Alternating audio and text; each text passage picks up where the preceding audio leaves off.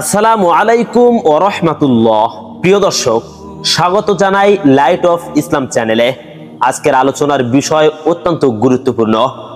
মানুষ গরিব হয় 7টি কাজে, যারা কখনোই ধনী হতে পারে না। এই কাজগুলো যদি কেউ না করে, তাহলে দরিদ্রতা তার জীবনে আর কখনো ফিরে আসবে না ইনশাআল্লাহ। এই 7টি বিষয়ের প্রতি নজর না দিলে মানুষ যতই পরিশ্রম করুক না কেন, জীবনে সচ্ছলতা আসবে না, কখনোই ধনী হতে পারবে না। চলুন একে একে জেনে নেই সেই গুরুত্বপূর্ণ 7টি কারণ সম্পর্কে। প্রিয় দর্শক, এই 7টি কাজ যে করবে সে কখনোই ধনী হতে পারবে না। আমি কুরআন এবং হাদিস দ্বারা দলিল প্রমাণ সহকারে আপনাদেরকে দেখিয়ে দেব। 7টি কাজে মানুষ গরিব হয়ে যায়, ধনী হতে পারে না। তার মধ্য থেকে প্রথম কারণটি হলো অলসতা ও সময়ের অপচয়।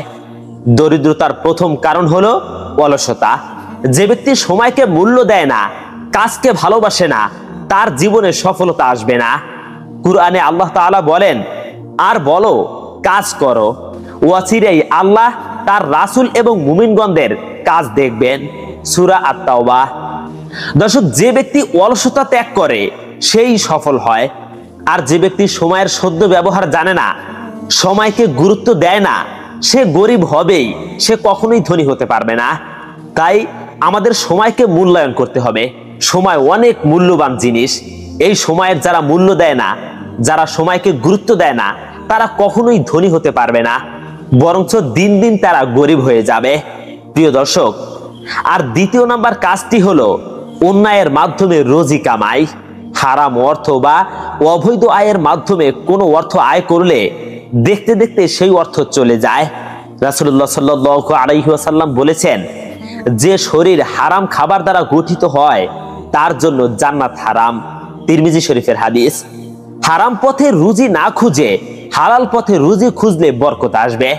যারা হারাম পথে রুজি রোজগার করে, অবৈধ পথে টাকা পয়সা ইনকাম করে, তারা কখনোই ধনী হতে পারবে না। যদিও দেখা যায় যে তাদের অনেক টাকা পয়সা, কিন্তু শেষ পর্যন্ত তা চলে যাবে, সঞ্চয় করে রাখতে পারবে না। আর এতেই করে সেই লোক গরিব হবেই। কিন্তু যারা হালাল পথে টাকা অর্জন করবে, হালাল পথে অল্প অল্প করে টাকা কামাবে, তারা ইনশাআল্লাহ ধনী হয়ে যাবে। প্রিয় ভাই ও বোনেরা, 7টি কাজে মানুষ গরিব হয়ে যায়। তার মধ্য থেকে 3 নাম্বার কাজটি হলো যাকাত না দেওয়া। ইসলাম নির্দেশ দিয়েছে ধনীদের উচিত গরিবের হক আদায় করা, কেননা আল্লাহ তাআলা বলেন, তাদের সম্পদে রয়েছে নির্ধারিত হক প্রার্থী ও বঞ্চিতদের জন্য। সূরা আয-যারিয়াত। যে যাকাত দেয় না, তার ধন সম্পদে বরকত থাকে না, ফলে ধনী থেকেও সে গরিব হয়ে যায়।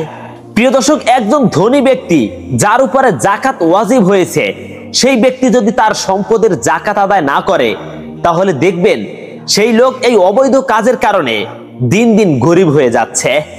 প্রিয় দর্শক, 7টি কাজের মধ্য থেকে 4 নাম্বার কাজটি হলো অপরিকল্পিত খরচ ও অপচয়। এই কাজের কারণেও মানুষ ধনী থেকে গরিব হয়ে যায়।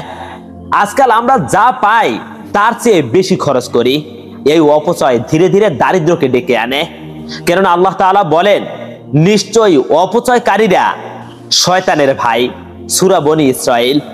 বাজেট করে খরচ না করলে টাকা থাকলেও তা শেষ হয়ে যায়। যারা অপচয় করে, অপব্যয় করে, অপরিকল্পিতভাবে খরচ করে, তারা কখনোই ধনী হতে পারবে না, বরং এই কাজের জন্য তারা দিন দিন গরিব হয়ে যাবে। যেমন ধরুন, একজন লোক যদি মাসে 20,000 টাকা ইনকাম করে, সেখান থেকে সে পরিকল্পিতভাবে যদি 10,000 টাকা খরচ করে এবং 10,000 টাকা সঞ্চয় করে, জমা করে, তাহলে দেখবেন সেই লোকটি পরিকল্পিতভাবে খরচ করার কারণে দিন দিন উন্নতির দিকে যাবে, ধনী হবে।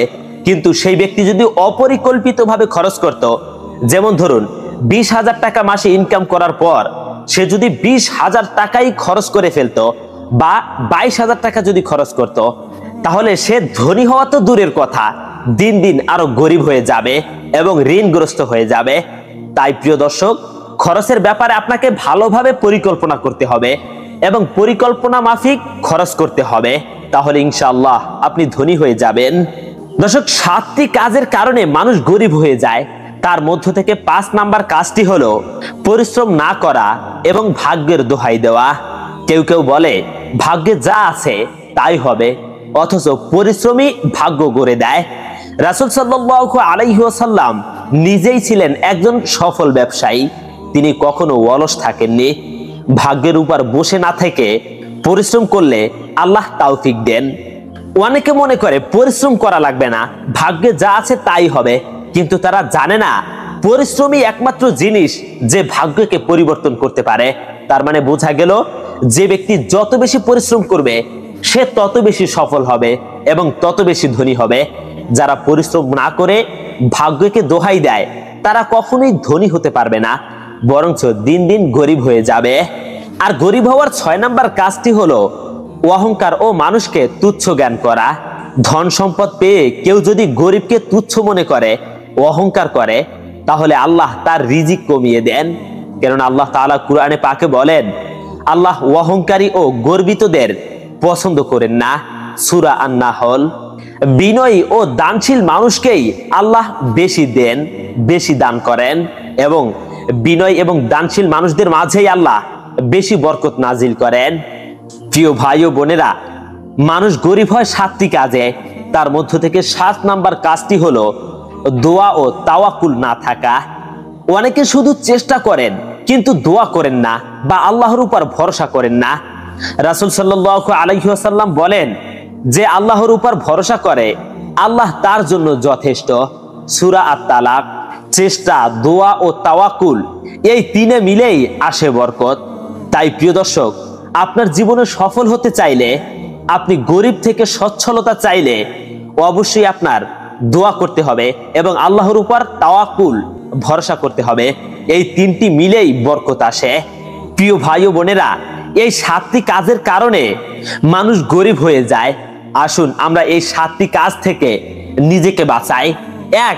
অলসতা পরিহার করি। 2. হারাম রুজি ত্যাগ করি। 3. যাকাত দেই। 4. অপচয় বন্ধ করি। 5.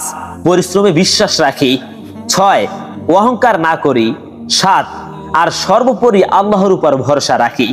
এই 7টি কাজ যারা পরিহার করবে তারা ইনশাআল্লাহ ধনী হয়ে যাবে। আর এই 7টি কাজ যারা পরিহার করতে পারবে না তারা গরিব হয়ে যাবে। এই 7টি কাজ পরিহার করলেই ইনশাআল্লাহ দারিদ্রতা দূর হবে এবং বরকত আসবে। প্রিয় দর্শক, ভিডিওটি ভালো লাগলে লাইক দিন, শেয়ার করুন এবং চ্যানেলটি সাবস্ক্রাইব করতে ভুলবেন না। আর কমেন্ট করে জানান আপনি কোন পয়েন্টটি সবচেয়ে গুরুত্বপূর্ণ মনে করেন। আমি ইসলাম প্রচার করেছি, আপনিও হন ইসলামের প্রচারক, তাই ভিডিওটি সবার মাঝে শেয়ার করুন। আসসালামু আলাইকুম ওয়া রাহমাতুল্লাহ। ইনশাআল্লাহ দেখা হবে পরবর্তী ভিডিওতে লাইট অফ ইসলাম চ্যানেলে।